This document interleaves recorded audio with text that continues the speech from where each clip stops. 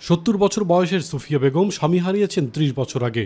গ্রামেগঞ্জে ঘুরে চুর বিক্রি করা সুফিয়া বেগম এখন আর চুরির বোঝার ভার নিতে পারছেন না, তাই কর্মহীন। ছোট নৌকার ভিতর সাজানো গোছানো সংসার, বিয়ে শাদী, রান্নাবান্না সবই হয় নৌকায়। নৌকাই জন্ম, নৌকাই মৃত্যু। নাগরিক হয়েও মৌলিক সুবিধা থেকে বঞ্চিত বেদে সম্প্রদায়ের এই মানুষগুলো। বরিশাল জেলার মোলাদি উপজেলার শফিপুর, নাজিরপুর, কাজিরচর ও মোলাদি সদর ইউনিয়নের আরিয়াল খাঁ, জয়ন্তী ও নয়াভাঙ্গি নদীর বেদেবহরের অন্য নৌকাগুলোতেও এবারে ঈদুল ফিতরের আনন্দ নেই। তাদের আয়ের অন্যতম উৎস গ্রামীণ মেলা। চুরি, কসমেটিক্স সহ বিভিন্ন রকমারি পণ্য বিক্রি করেন তারা। বর্তমানে রোজগারও কম হওয়ায় মানবেতর দিন যাপন করছেন তারা। ঈদে মাঝে যেতে কোনো সময় আমরা কোনো কিছু সাহায্য পাই না, আমরা নৌকায় বাসি, আমরা জাল পাই, তারপর আমরা ব্যবসা করি, তারপর আমরা খাওয়া দাওয়া করি, আমরা এই দিন আনি দিন খাই। থাকি নৌকায়, মিত্র নৌকায়, আমরা নদীতে কাজ করে নদীতেই খাই। ঈদ বাণিজ্য কি আনন্দে আমার ভিতরে নাই, যেরম পারি সেরমই চলি।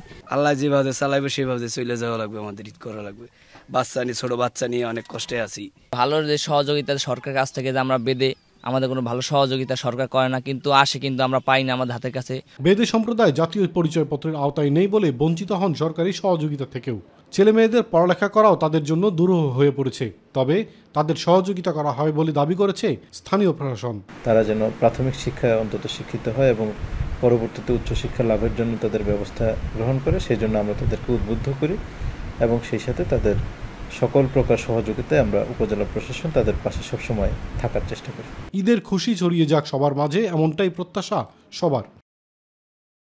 ইলিয়াস কমল, মাই টিভি।